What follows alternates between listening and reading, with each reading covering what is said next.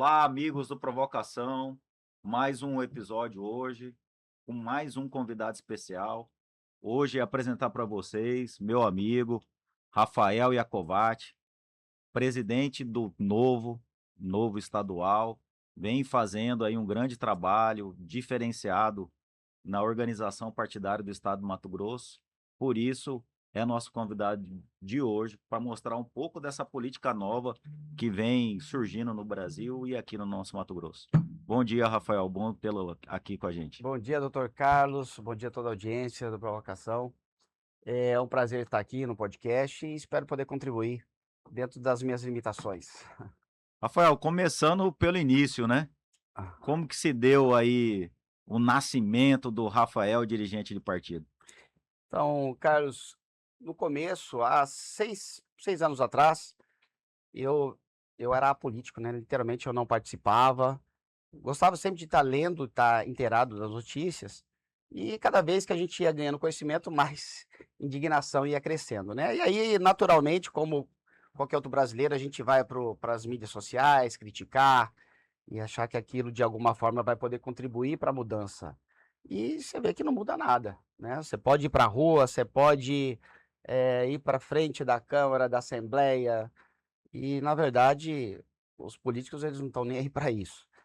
E aí foi o momento que eu falei: "Olha, eu preciso fazer algo a mais", né. Eu sempre falo que todo mundo tem que participar da política e cada um tem o seu grau de participação. Então eu até faço alguns estágios, né. Você pega o primeiro estágio, é a pessoa que se filia a um partido, apesar dela não estar, envolvida com o partido, mas só dela acreditar, conhecer, né, e ter essa vontade de defender uma ideologia já seria uma.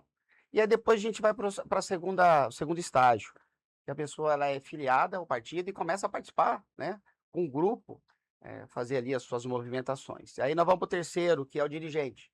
Ele já passou por essas etapas e ele quer se doar um pouco mais. Eu falo doar mesmo, porque não se recebe absolutamente nada. Na verdade Só a gente ganha trabalho. só ganha trabalho e a gente gasta com isso, às vezes perde momentos com a família. Então eu falo que esse é o terceiro estágio. E o quarto, o último, é quando a pessoa se candidata, né, coloca o CPF, e aí cada um tem as suas habilidades. Eu, na minha concepção, não me sinto, não tenho essa habilidade de ser candidato. E é por isso que o Novo, eu, além de eu concordar com tudo que o Novo defende, o Novo ele é muito claro nessa separação entre dirigente e candidato, né, porque o próprio estatuto veda. Você não pode, ser candidato e dirigente ao mesmo tempo. Isso até é uma proteção, boa para o partido, né, porque a gente vê muito em partidos tradicionais que a pessoa vai lá para lotear, né, tem lá uma grande liderança, ele pega o partido, fica negociando. Aí vira dono do partido. Exatamente, é o que acontece, né, a gente está vendo aqui no Mato Grosso o reflexo disso. E e o Novo é completamente distinto, né, é um dos diferenciais do Novo, né. Então, por conta disso, eu fui me adentrando ao Novo, comecei como secretário em 2023, secretário da estadual, comecei a correr o trecho, e aí com o tempo a gente foi amadurecendo o partido. Você vê, o Novo era um partido, é um partido de direita consolidado até nível nacional, mas no Mato Grosso não havia nenhuma perspectiva. E foi até uma crítica que eu fiz na época com o presidente, do Novo estadual, e falou: "Olha, meu amigo, você pode ter todas as suas argumentações, suas explicações são válidas, mas eu sou um cara muito pragmático e a gente tem que ter resultado.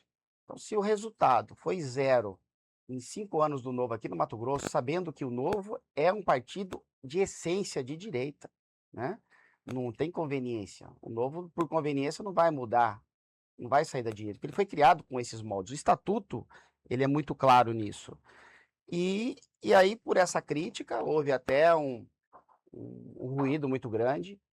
A gente tentou mudar na época a toda a diretoria, e aí na época o que acontece? Era muito simples, para você trocar a diretoria, você tinha que ter voto da própria diretoria, olha que loucura. Então, tinha eu mais um outro, eh, dirigente contra 3 que queriam permanecer aquela conduta. Eu até expliquei, falei: "Olha, se a gente tivesse, por exemplo, na Bahia, que a maioria é esquerda, é natural que um partido de direita vai ter dificuldade de crescer, mas aqui no Mato Grosso é o contrário, né, não se justifica". E aí deu toda uma confusão, a Nacional pela primeira vez interviu, falou: "Olha, eu vou dissolver aí o diretório do Mato Grosso, vocês verem aí uma forma de se unir". A outra parte resolveu não querer se unir, simplesmente saíram do partido. E aí foi quando a gente convidou o Sérgio Antunes para vir para presidente, o Paulo Henrique para vice. Paulo Henrique estava na minha chapa. E aí eu falei: "Bom, vamos nosso próximo objetivo agora são as municipais, eu vou lá para Cuiabá, né, a gente tenta e vocês ficam com a parte do interior aí para dar auxílio". E aí assim a gente começou, né. Fizemos a campanha em 2024. Aqui em Cuiabá nós conseguimos fazer uma dobradinha com o próprio PL, né. Eu digo que o PL a gente tem mais, semelhanças do que desavenças, então é um partido que a gente dá muito bem, a gente conheci o Ananias, e para mim é uma grande pessoa, é um cara extremamente estrategista, e aprendi muito com ele, né, nesse quesito da parte de dirigente, que é muito diferente, né, a pessoa é às vezes candidato, e quando ele passa para dirigente, ele acha que é a mesma coisa, e não tem nada a ver uma Totalmente coisa diferente, né? é a mesma coisa, se eu for para ser para candidato, eu vou começar do zero, é outra É, experiência. eu digo até que pra gente, Rafael, o novo surge nas eleições de 2024 mesmo, que inclusive tinha a candidata a vice-prefeita do Abílio, né, a Vânia, que acabou dando certo escadadinha, elegeu o Abílio com a Vânia, né? E você era o presidente municipal do novo, né? Sim. Havia até uma certa resistência interna, porque assim, nós tínhamos um candidato, que era o Reginaldo Teixeira. Sim. Na minha opinião, o cara mais preparado, para estar na frente, né, do Novo. E por uma questão, talvez, de marketing, ou eu não sei, foi muito discutido isso, eu estava insistindo veementemente para o Reginaldo, então, vir de vice para o Abílio, né. Mas aí tem todo um grupo, e o Abílio achou por hora que seria uma mulher a melhor opção. Aí fomos atrás de uma mulher que pudesse compor com a Abílio. A princípio a gente conversou com a Coronel Radassa, mas se não me engano ela estava muito envolvida ali, eu acho que no Republicanos, né. Depois fomos falar com a Coronel Fran, e porque já tinha passado a janela, né. Uhum. E a Coronel Fran na época tinha alguns compromissos, falou: "Rafael, eu não vou poder assumir uma bronca dessa, né". E por fim, tinha a Vânia, e o Ananias falou: "Olha, ela já participou, né, de uma Foi campanha". candidata a deputada pelo PL. Deputado estadual pelo PL. E foi uma escolha do Abílio. O Abílio falou: "Não, vai ser a Vânia então". E de lá para cá a gente começou a construir, né, essa parceria. A Vânia ficou por um tempo. Eu sempre brinco que, assim, entrar no Novo, eu acho que qualquer um pode entrar no Novo, agora permanecer no Novo, que são os outros 500, né. Tem uma metodologia, uma ideologia bem arraigada, né, bem forte. Então, ela acabou não se compatibilizando com a própria ideia do Novo, porque aí quando você é eleito, você tem que de fato atuar, né. Uhum. E a atuação ela é regida ali por por algumas instruções que são pilares do Novo. Ela não se adaptou, foi lá para o MDB, e o que acontece com isso, o Reginaldo acabou sendo chamado e não tinha nada programado, o Reginaldo, recuar: "Ah, depois você vai pegar uma secretaria", não tinha nada, absolutamente nada. O Novo já pensa até diferente nisso. Nós estamos ali, por exemplo, quando a gente faz uma campanha, a gente não espera nada em troca, a gente simplesmente faz e a gente procura fazer o nosso melhor. E aí foi até uma surpresa o Abílio chamar o Reginaldo. O Reginaldo começou lá na Limpurb, depois veio Obras, assumiu Obras, hoje está interinamente na Educação, está indo lá para fazer uns ajustes pontuais, né, deve retornar para Obras, eu acredito, né, ele Tá de ficou bombeiro na prefeitura. ele foi lá apagar o incêndio e está colocando nos trilhos a educação, né, principalmente a parte de finanças, porque veja, isso para qualquer município hoje, tá. Se você pega a pasta da saúde e da educação, elas correspondem mais de metade do orçamento. E se alguma coisa ali sai dos trilhos, ela afeta de maneira endêmica toda a prefeitura. Às vezes pode chegar a inviabilizar a prefeitura, ou algumas pastas, né, outras secretarias que são importantes também. E então eu acredito que ele já está no gran finale aí, deve estar retornando para obras definitivo. É, o Reginaldo, inclusive, esteve aqui com a gente e dá um crédito ao secretário Reginaldo Teixeira hoje, que realmente foi a grande figura política que enalteceu o Novo no estado do Mato Grosso, né? É o nosso principal farol, né, o Reginaldo, Ele, pra gente, além de ser um excelente administrador, é uma pessoa fantástica, uma pessoa proba, honesta, trabalhadora, simples. Com ele não tem tempo ruim não. Às vezes tem que sair, comer na marmita, ou às vezes nem almoçar, ele é pau pra toda obra. É um cara fantástico, e é um cara que está ajudando muito o Abílio também tem um grande apreço por ele, e está sendo interessante a gente participar aí, de certa forma, da gestão do prefeito. Passou as eleições municipais, vocês tiveram aprendizado, teve alguns sucessos, né? O vice-prefeito em Cuiabá, querendo ou não, foi eleito pelo Novo, prefeito em Guarantã do Norte e alguns vereadores em Mas, cidade importante, né? Em Sinop mesmo, nós temos 2 vereadores do Novo, né? E outras cidades. Como que prepara o Novo para a eleição agora em 2026, Rafael? olha, a gente ainda está num estado muito, eu digo nacional, polarizado, né? E o Novo tenta ali crescer dentro desse espectro. Eh, acredito que foi interessante essa parceria com o PL aqui em Cuiabá, isso refletiu muito bem, até deu, confiança, né, para o PL, ver quem são os dirigentes, como é que a gente trabalha, e graças a essa parceria de 2024 acabou refletindo para 2026. Alguns pré-candidatos vieram diretamente do PL com carta de anuência, outros até viriam também, e a gente está trabalhando junto, né. Eu digo trabalhando junto na parte de deputado estadual e federal.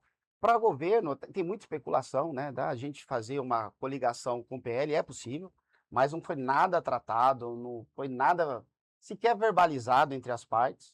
A gente sempre trabalha junto, mas o que tem até hoje é que nós estamos trabalhando, pelo menos para governo, em vias distintas, né, claro, é praticamente o mesmo eleitorado, mas hoje não tem algo formalizado ou simplesmente verbalizado, o E, PL. e o Novo Audaz em 2026 e coloca uma pré-candidatura a governo, né? Como que nasceu esse projeto do Marcelo Maluf para disputar a pré-candidatura a governo pelo Novo? Olha, foi até uma surpresa, né. A gente conhece a família Maluf, eu particularmente tenho amizade muito grande com os filhos do Marcelo, né, a gente compartilha ali a administração do clube de tiro Pantanal, e e foi através dessas conversas informais, o próprio Eliseu participou também nisso, né, o Reginaldo, e fomos tentando conversas, a gente viu que o Marcelo Maluf estava, desembarcando lá no PSDB, por talvez achar que já tinha contribuído ali.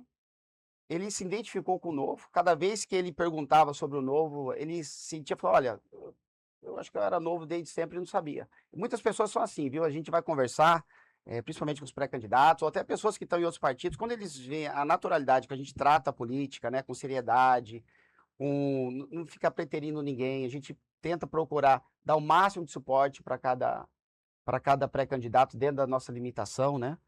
Então, com essa aproximação com o Marcelo Maluf, ele foi sentindo à vontade e foi acontecendo natural. Falou: "Olha, Rafael, eu estou pensando aqui, eu estou agora aposentado, né, e eu quero contribuir para a política". E o Marcelo sempre, nos bastidores, soube contribuir com a sociedade, né, e foi uma maneira dele vir, eu acredito que foi no momento certo, né. Ele está estabilizado, é um empresário de sucesso, é uma pessoa que para governo do estado é o que a gente precisa de pessoas que são gestoras, que saibam trabalhar desde a parte social até a parte orçamentária, e o Marcelo domina com maestria essa parte, de gestão e seria uma opção excelente para o estado. Então, veio a calhar. E a gente foi conversando, ele tomou a decisão e se filiou ao partido, e hoje é um dos principais nomes aí, a gente está correndo o estado todo para que todos possam conhecer o Marcelo Maluf.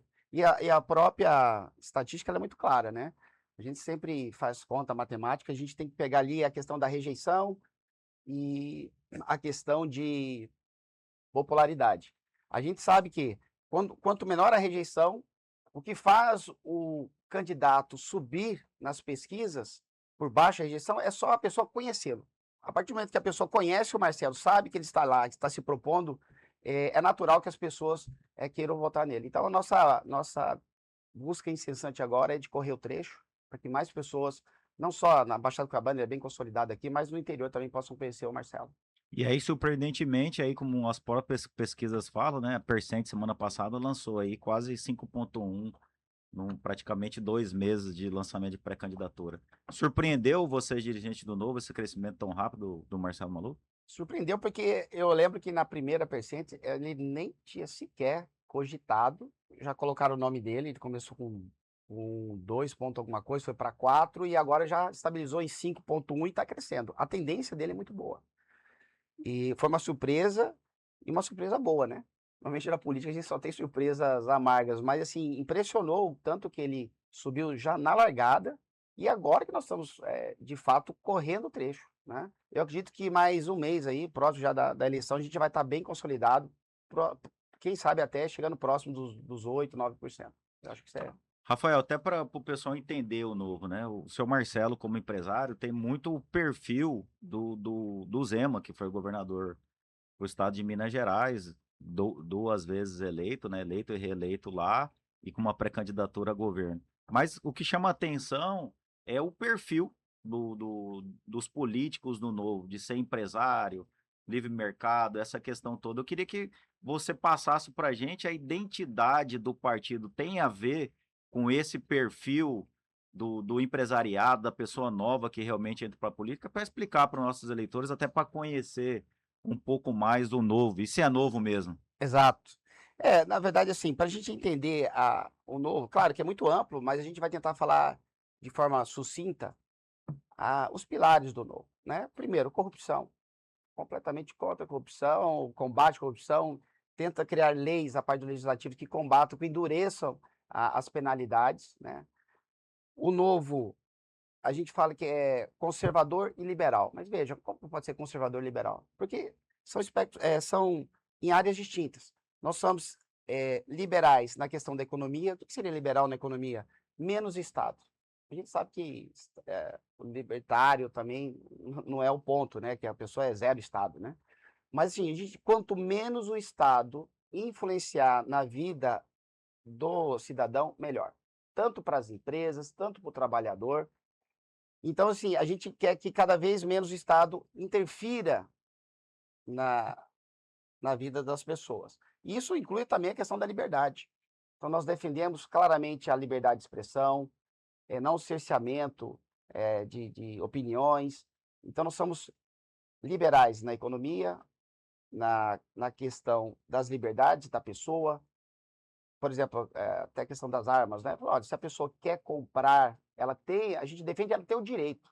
Estou falando que vai resolver ou deixar de resolver, mas a gente não pode cercear as pessoas. Então, isso, nesse é o campo que a gente fala liberal. E a parte conservadora é a parte Dos costumes, dos né? costumes, exatamente, da família, a importância da família, do pai, da mãe, a distinção homem, mulher, nada contra, independente, mas assim, as pessoas têm que se respeitar, né? Tudo que você tenta forçar a goela abaixo, o novo é uma heresia.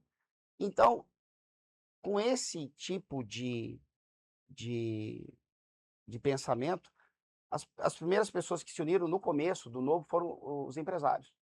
Mas hoje o novo está muito popularizado. Hoje o trabalhador, eu sou trabalhador, a gente entende que não é guerra de classes, né? Na verdade, o único que não produz é o governo.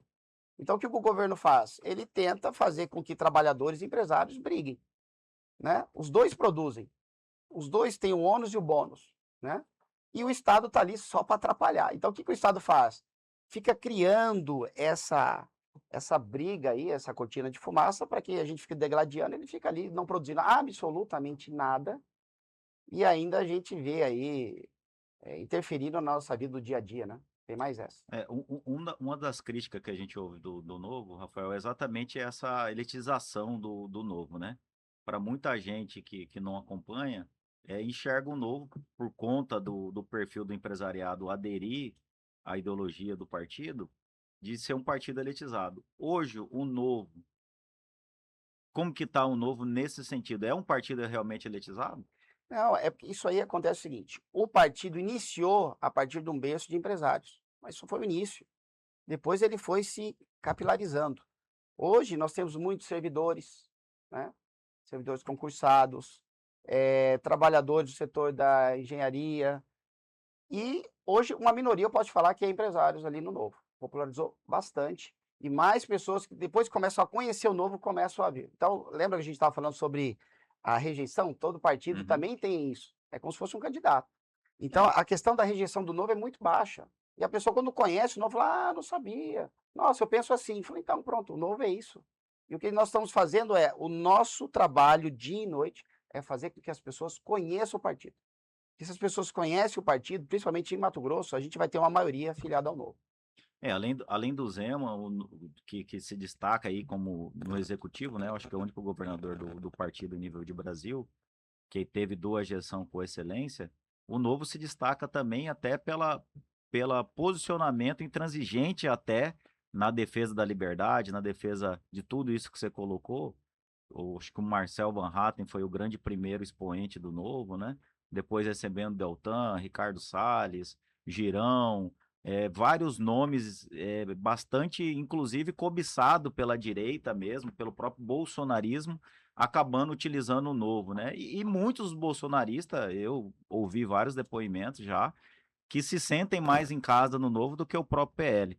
Mas o Brasil tá pronto para o Novo, Rafael? Está, o Brasil está pronto para o Novo e a gente tem as métricas nossas, né? Nós fazemos as pesquisas internas e o crescimento do Novo está seguindo uma linha, como se fossem as parábolas, né, que a gente está acostumado em exponencial.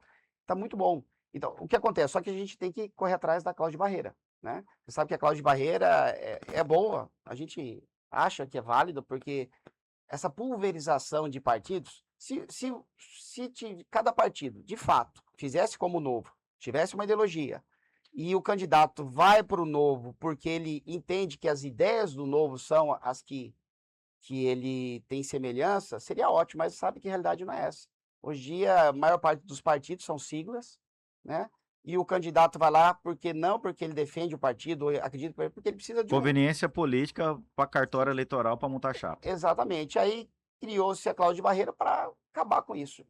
E com isso, o crescimento do Novo, esse é o assim, é o ônus e o bônus, né. O Novo ele é tão, era mais conceitual, né, hoje está mais operacional, mas sem perder os valores. Mas você crescer de forma, consistente com pessoas que de fato querem abraçar o que acreditam no partido, você não vai ter um crescimento igual qualquer outro, né, é mais lento, porém é mais sólido. Então essa é a vantagem nossa do Novo.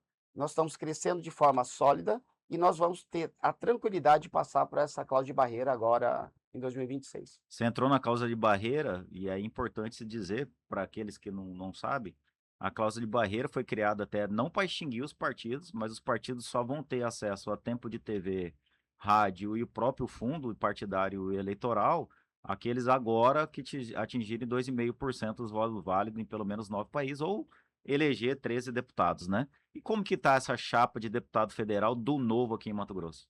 Olha, nós começamos, sem muita pretensão, porque na verdade a cláusula de barreira para o Mato Grosso, nós teríamos que atingir 35.000 votos, certo? Só que a ideia nossa era: vamos fazer algo consistente com pessoas que a gente consiga trazer pessoas selecionadas, que possam fazer diferença para a sociedade, né, do Mato Grosso. Então, com a parceria com o PL, já vieram nomes de peso, né, o próprio Caio Cordeiro, mais votado lá do PL em Várzea Grande. Veio o Caio Cordeiro, depois a gente não estava nem esperando uma chapa consistente para estadual, veio o Eliseu Nascimento, aí eu acho que foi um divisor de águas ali no Novo, porque o Eliseu, veio com toda a experiência que ele tem, né, de composição de chapa, uma pessoa estrategista, uma pessoa que tem um conhecimento muito bom no político, né, tem um amadurecimento político muito grande, fez com que o Novo pudesse ser enxergado, né. E a partir desse movimento do Eliseu, foi facilitando as coisas para federal. Muitas pessoas falam: "Olha, que legal, o Novo, de fato, está fazendo diferente, vai sair um candidato, né, hoje do PL, uma liderança vir para o Novo, é porque de fato acredita no partido". E esse voto de confiança do Eliseu transformou o Novo, deu visibilidade para o Novo, e aí novas pessoas foram vindo, pessoas de peso também, o professor Haroldo, Bolsonaro da Shopee, Menegatti, veio o Regis, Vinícius Santana, Débora de Cáceres, tem a Carequinha, que é a Ana Paula. Espero que eu não esteja esquecendo ninguém, não. Doutor Sérgio. Doutor Sérgio, delegado Sérgio de Sinop. Então, formou um grupo bom. Nós, pra você ter uma ideia, né? Falando em Sinop, nós fizemos agora, ó, segunda-feira, um evento lá com o Milton Baldin, que é de Sinop. E uma coisa que o Novo é diferenciado até nisso. Tava lá 4 ou 5 deputados federais no palanque. No mesmo palanque, dialogando, conversando. Você vê, o Novo, ele de fato, pela própria essência dele, a gente tem como eu diria, um valor muito grande de valorar o grupo, a equipe. Então você não vê briga entre federais, é difícil ser. Claro, pontualmente uma coisa ou outra, o número de chapa, o número de urna, né? Mas isso aí são coisas pontuais, mas você não vê em outros partidos o que vê dentro do Novo. Isso é muito importante, facilita para a gente também até a questão da campanha. E a previsão de resultado, Rafael? Acredita que essa chapa consegue eleger 1, 2 vagas? Qual que é a projeção que o partido tem? Então, Carlos, eu sou um cara muito pragmático, tá? E eu vou te falar, se nós pegarmos todo dirigente aqui do estado falando que vai eleger o que eles estão falando, a gente precisaria ter. Falta cadeira. Tá faltando umas 50 cadeiras aí para estadual e mais umas 20 para federal. Todo mundo acha que vai. Não é fácil, pessoal. Você fazer ali 250 mil votos, 230, 250 mil para federal é voto que não acaba mais. Claro, aí você fala, dá sobra, tudo bem, vamos pegar a sobra, 190. Aí você tem que pegar os 80%, nós estamos falando aí, tem que passar tranquilamente de 55 mil votos, né? Para mesmo você pegar na sobra. Então, eu sou um cara muito realista. Há um tempo atrás, eu até falava, o Eliseu falou, não, a gente faz 2, uma época lá. Falei, Eliseu, na minha conta não faz 2, não. 2 de estadual, né? 2 estaduais.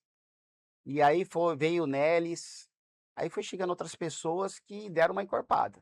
Aí eu lembro que eu liguei para o Eliseu e falei, agora sim, Eliseu, agora eu tenho certeza que a gente faz 2. E não de sobra, já estamos garantindo uma legenda. E estamos estabilizados, está se mantendo. Na verdade, estamos fomentando até as pessoas que a gente tinha muitas expectativas, estão se aflorando, estão aparecendo nas pesquisas, né? Está sendo uma surpresa aí. Então, assim, nós estamos no caminho certo. Eu tenho convicção que o Novo consegue eleger 2 deputados estaduais. Não vai ser fácil, tá? É muito trabalho, o pessoal está todo mundo correndo trecho, tá? Para tudo que estão fazendo e estão indo. Estão indo atrás, então a gente tem uma perspectiva muito boa, clara, de 2 deputados estaduais. Para a federal, agora com a vinda do Menegatti, deu uma encorpada na chapa. Eu acredito que nós iremos fazer um federal, não na legenda cheia, estamos chegando lá, tá? Mas isso nas minhas contas, né? Uhum. Se eu falar o quanto que eu acho que tem cada pré-candidato nosso na minha conta particular, a pessoa perigosa até fica brava comigo. Mas a gente, como dirigente, não pode ter amor a isso, né? Sim. A gente tem que olhar números. Tem que ter a noção e trabalhar para aumentar o potencial de cada um, né? Exatamente. E não vender ilusão, né? O Novo, pelo menos com a nossa gestão lá, a gente não vende ilusão para ninguém, não. A gente fala a realidade e as pessoas que estão lá sabem a dificuldade que é para ser eleito. Depois de ser eleito, se manter eleito, né? Fazer um bom trabalho. E são etapas. E eu estou muito confiante mesmo que nós fechamos aí 2 estaduais e um federal. E vai ser assim, outro divisor de águas para o Novo aqui no estado. Credenciou o partido para vir forte para 2028 depois. Exatamente, é uma construção. E a gente sente muito isso agora, né? Se tivesse feito isso no Novo há 4 anos atrás, o grau de dificuldade nosso seria muito menor. Então, a gente sente isso. E você vê, né? Apesar de 2024 nós não termos ali um grupo já formado, consolidado, só de 2024 a gente ter conseguido entrar aqui na capital, começar a mostrar o trabalho do nosso grupo, começou a refletir muito e está facilitando, né? E traz resultado, né, Rafael? O Arthur Garcia, por exemplo, foi o mais votado dos candidatos a vereadores e credenciado, aparecendo em pesquisas aí para o próximo pleito, que é o de agora, né? Exatamente. Eu acho que o partido se constrói através das suas lideranças, né? E a gente vê isso, que as lideranças que vocês formam e trabalham, eles permanecem no partido, né? Então, é assim que se faz. Tudo tem que ter um começo, meio e fim, né?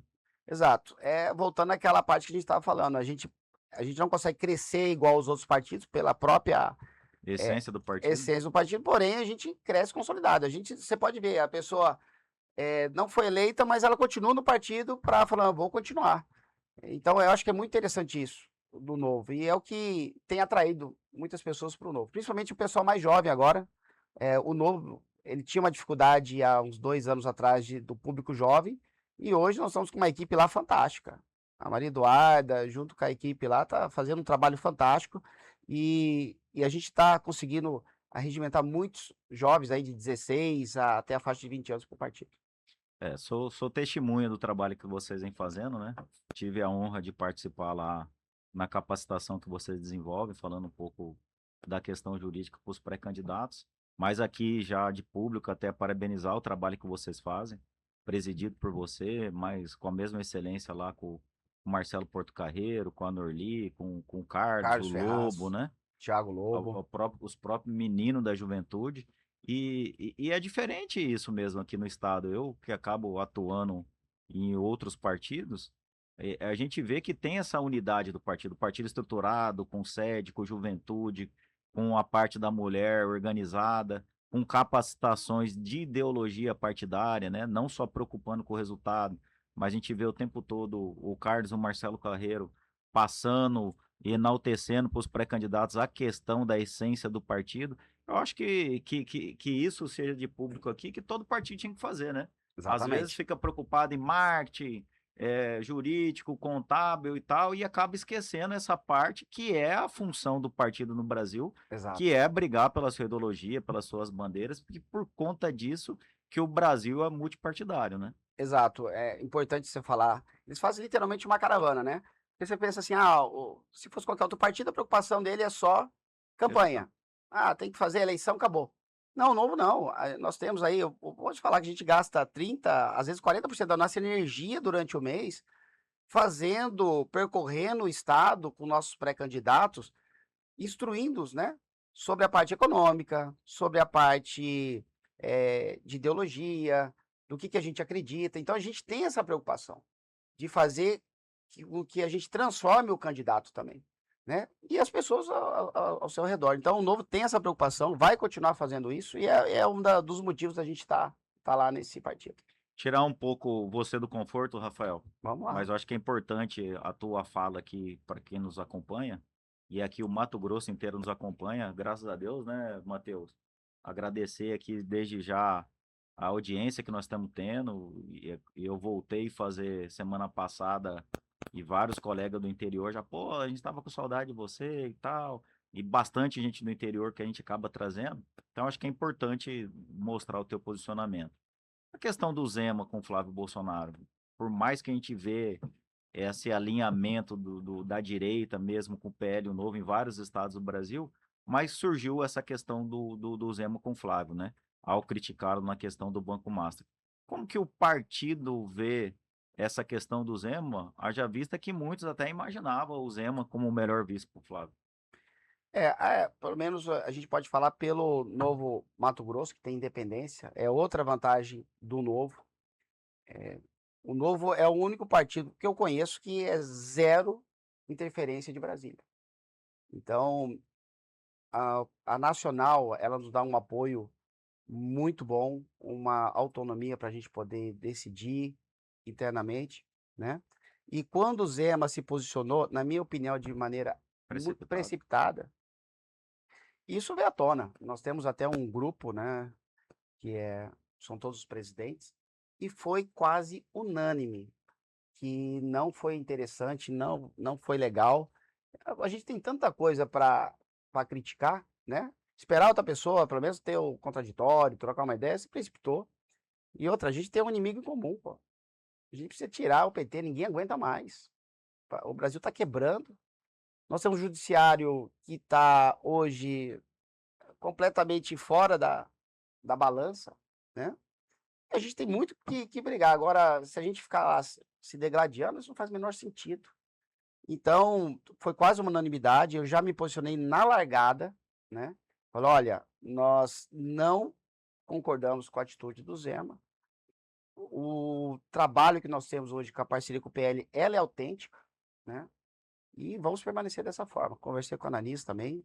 E não gastamos, eu vou te falar, Carlos, não gastamos nem 30 segundos para discutir sobre isso. Mas aí o Zema até deu uma recuada e a gente acaba não acompanhando, né? Claro, a gente está sempre vendo o que está acontecendo nacionalmente, mas nós estamos focados extremamente aqui no Mato Grosso, correndo o trecho. Uma eventual, então, coligação com o PL não está descartada por conta da briga do Zema. Não, jamais nem sequer se cogitou. É o que eu te falei, a gente ficou 30 segundos discutindo sobre o assunto e já estava falando de outra coisa, né? Mas não, a gente continua a parceria. Eu volto a falar, nós temos muito mais semelhanças do que desavenças e nós temos um inimigo em comum aí, que é varrer o PT desse país que ninguém aguenta. Rafael, eu vou voltar ao início, né? A gente entrou no novo aí e até quando te convidei, falei que a pauta seria Rafael Iacovacci, né? Vixe, Maria. Não o novo.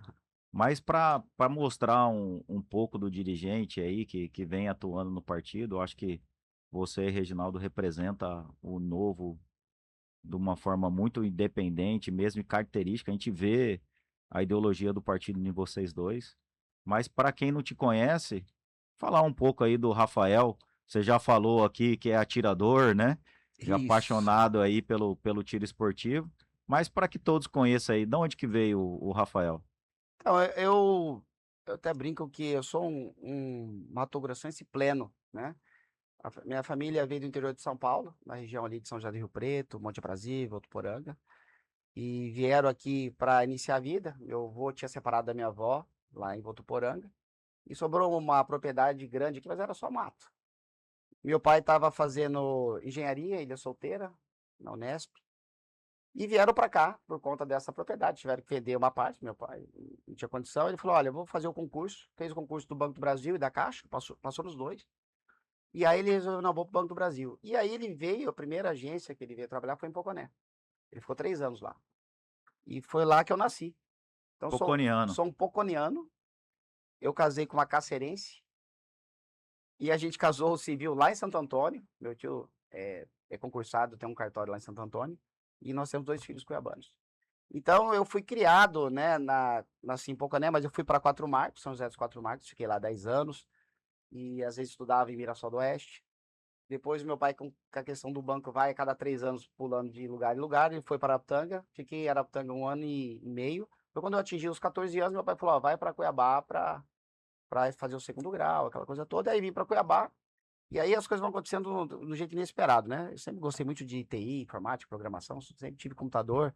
E é uma paixão do meu pai, então a gente acaba. E aí, do nada, eu resolvi pegar o guia do estudante.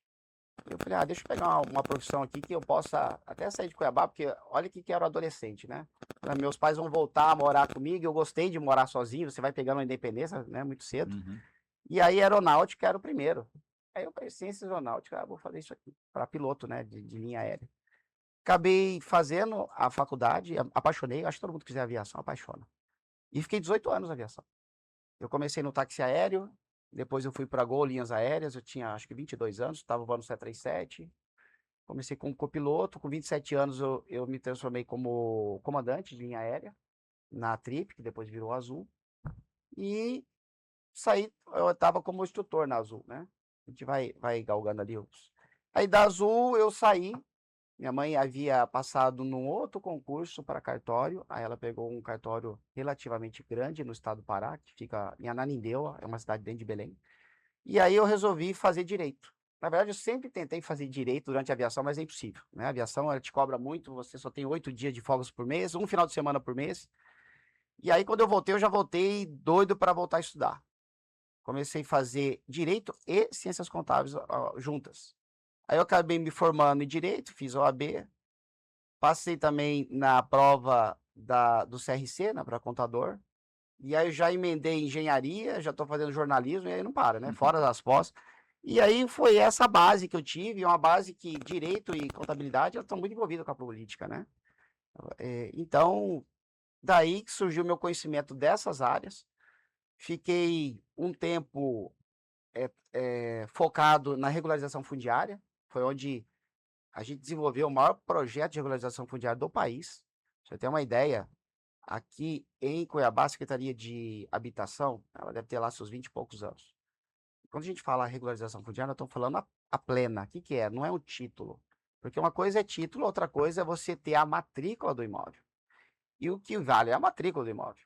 Uhum. Então, nós fizemos uma pesquisa aqui, quase 30 anos de secretaria, tinha feito, na verdade, quase 15.000 matrículas.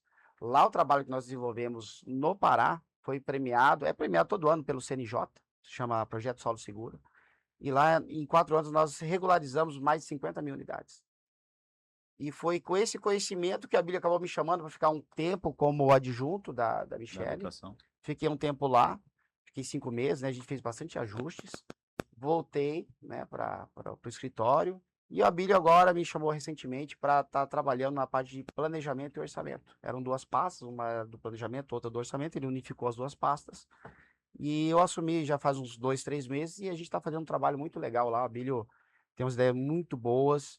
Está chamando todos os secretários. É difícil você ver um prefeito que queira sentar com o secretário por secretário, ver como está a pasta, como é que está a questão do direcionamento. Nós estamos sofrendo muito ainda com as despesas que não estavam, na época, quando ele assumiu, não estavam registradas, então ele teve que registrar todo aquele passivo. E a gente, dentro da economia, né, que nós estamos enfrentando graças ao governo federal, nós estamos sobrevivendo, pagando os credores, e acredito que o ano que vem já vai começar a dar uma respirada para ter orçamento para fazer investimento. Porque hoje só da gente estar mantendo a estrutura, tá, e honrando os compromissos, de 2025 para cá, já está sendo uma grande vitória. Mas do jeito que o Abílio está conduzindo o com mão de ferro a parte econômica, e eu estou como prova disso, né, eu acompanho todas as reuniões com ele, eu acredito que ano que vem a gente vai começar a respirar e o último ano ele vai ter uma prosperidade na questão do quesito entrega, né? A gente sempre quer entrega e a gente tem que ter paciência, né? Mas Para sair do arroz e feijão, né? exato. E aí você tem que atacar coisas que nunca a gestão pública, pelo menos, e o Cuiabá se atacou, né? Uma coisa é você reduzir o número de fornecedores, depois você tem que ir para folha de pagamento. Aí tem terceirizados, tem comissionados, então isso influencia até politicamente. Agora, para você chegar nesse ponto da folha, você tem que fazer as outras despesas. É o que a gente está fazendo nesse exato momento, realinhamos, e a gente precisa atingir metas. Por que metas? Nós conseguimos dinheiro novo hoje, a única maneira do município conseguir dinheiro novo é empréstimo. E aí você pega uma prefeitura e pela Capag está lá B. Quando você está com essa classificação, você não consegue crédito barato. A Você, taxa de juros são maiores, né? Ou você tem quer, o risco, né? você quer pegar empréstimo, você pega, mas os juros abusivos, né? E não está errado, porque o risco é alto.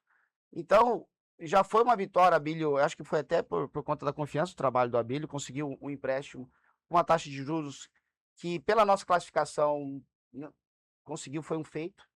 E para a gente honrar essas parcelas, nós precisamos atingir metas, né? E uma dessas metas é a gente terminar o ano com restos a pagar ainda negativo, de 390 milhões.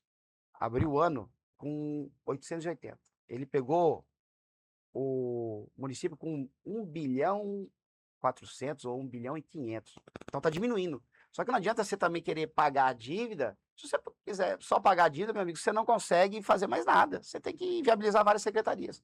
Então a gente fica naquela linha tênue até onde consegue pagar para manter a máquina funcionando e pagando o resto a pagar. Então nós temos metas claras.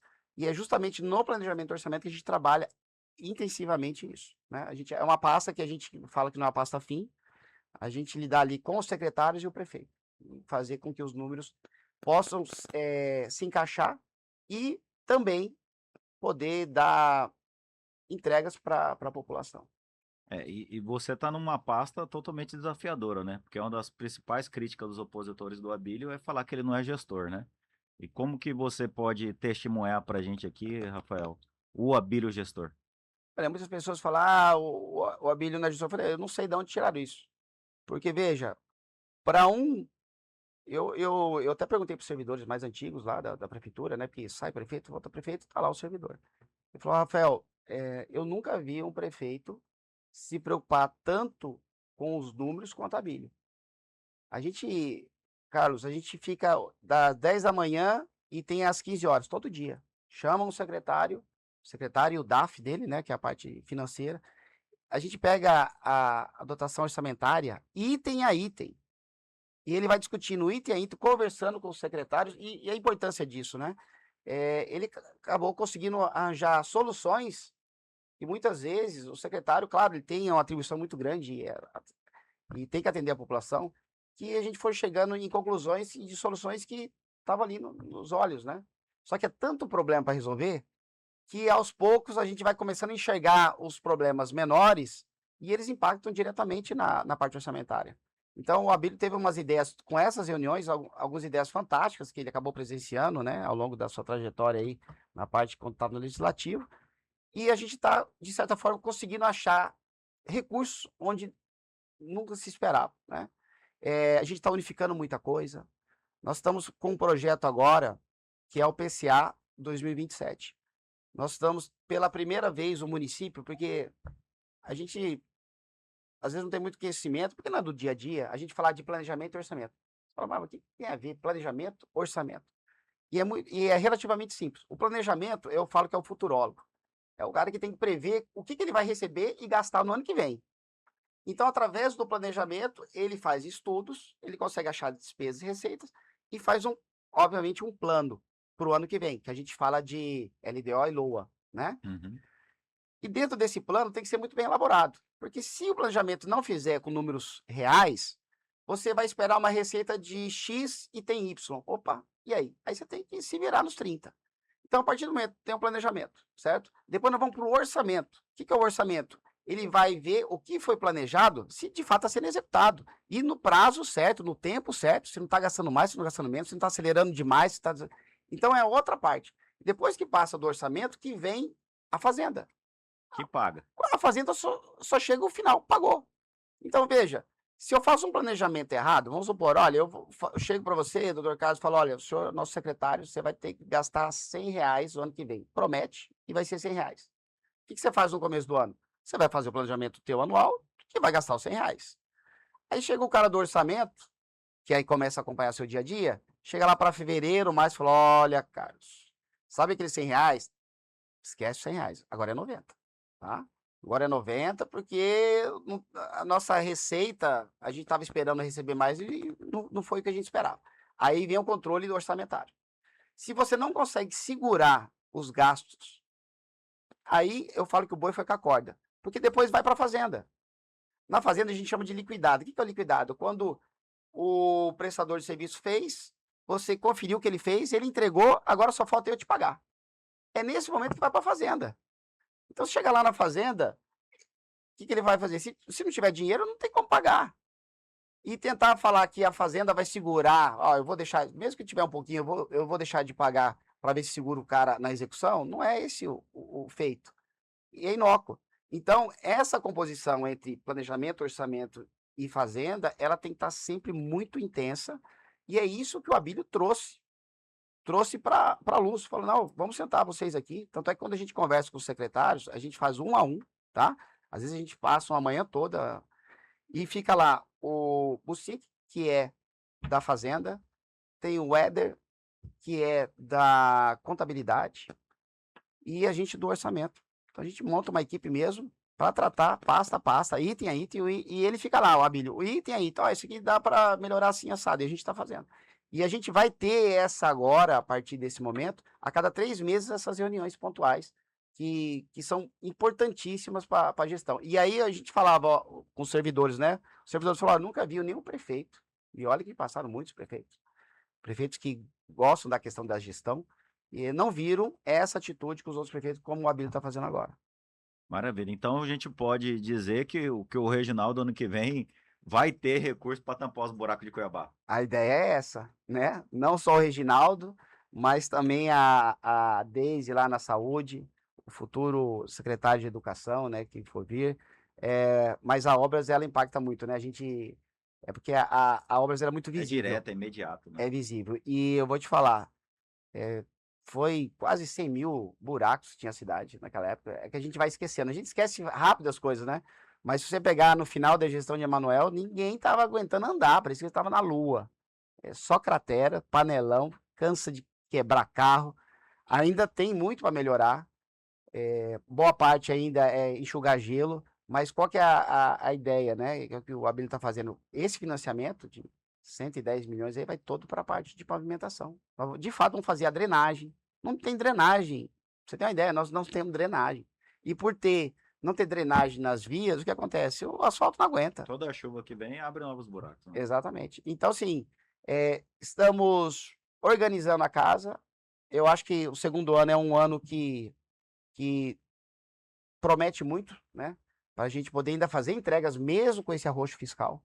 Mas a partir de 2027 a gente vai começar a ver o azul aí no fim do túnel. Tá aí, meus amigos. Para quem não conhecia, tivemos aí quase uma hora de bate-papo, conversando com esse craque aqui na administração pública. Não é à toa, a gente viu sua qualificação, né? De piloto, advogado e contador, gestor de partido e agora secretário do município de Cuiabá. Rafael, o microfone do Voz é seu. Se deixei passar algum assunto que você queira externar para os nossos ouvintes. Eu só quero agradecer, doutor Carlos, porque para mim é uma referência do direito eleitoral, a gente troca muita ideia. Um cara que eu considero um grande amigo, né? Que a política trouxe. Então, a política ela tem essa parte boa, né? Que você consegue conhecer mais pessoas e consegue também aprender muito, tá? Vira e mexe, a gente troca ideia, eu aprendo muito contigo e é um aprendizado, né? Eu acho que todo mundo tem seu aprendizado, ninguém nasceu pronto. Eh, no começo, ainda continuo tendo, mas um pouco menos, né? Ainda bem. Mas a dificuldade da parte de dirigência partidária não é fácil. Você não pode levar para o coração. A política é uma coisa que te transforma, né? E eu vou te falar, a pessoa depois que é candidato ou dirigente, ele começa a enxergar o dia a dia com outros olhos. E você é um aprendizado muito gostoso. É uma coisa que eu amo fazer, me descobrir. E, e a ideia é essa, a gente montar um grupo legal, um grupo coeso, para a gente mudar, né? Os nossos filhos aqui poderem continuar morando no mesmo estado, na mesma cidade e ter uma vida mais digna, com segurança, né? Nós estamos precisando urgente melhorar a questão da segurança, principalmente para as mulheres. E a ideia é essa, cara. Eu quero agradecer mais uma vez ao pessoal do Voz e sempre que for chamar vai ser uma honra estar aqui com você. Pauta não vai faltar, né? O Provocação sempre gosta de convidados que a gente tenha tema. E eu acho que esse é o nosso propósito aqui, realmente conectar vocês que nos acompanham com pessoas que fazem ações no meio público, político, né? Eu falo, igual você falou aqui, Rafael, a mosquinha da política, quando ela pica, dificilmente a pessoa sai dela. Mas esse é o nosso propósito até, de motivar a todos vocês que política se faz fazendo política, né? Muitos até me provocam, às vezes, em grupo de WhatsApp, em conversa de amigo, em roda de bar e tal, e eles falam assim, pô, Rachida, você vive de política, e aí no seu dia a dia aqui, confraternizando, você não é de falar muito. Eu falei, cara, porque aqui não adianta. A gente faz política partidariamente, vocês gostem ou não, Agindo, o né? resultado da política é lá. É. E assim, e hoje os partidos são carentes, né? A política é carente e dificilmente uma pessoa que vai atrás para participar vai ter porta fechada. Então esse é o nosso propósito aqui de incentivar vocês a vir para o muito político, para o meio das decisões mesmo, porque é aqui que se dá todo o resultado de transformação. Meus amigos, até o próximo programa, continue nos acompanhando, nos seguindo. Semana que vem, com certeza, um novo candidato. E continue nos acompanhando no canal do YouTube para assistir na íntegra essa entrevista com o Rafael. E durante a semana, os cortes no nosso Instagram. Um abraço a todos e até a próxima.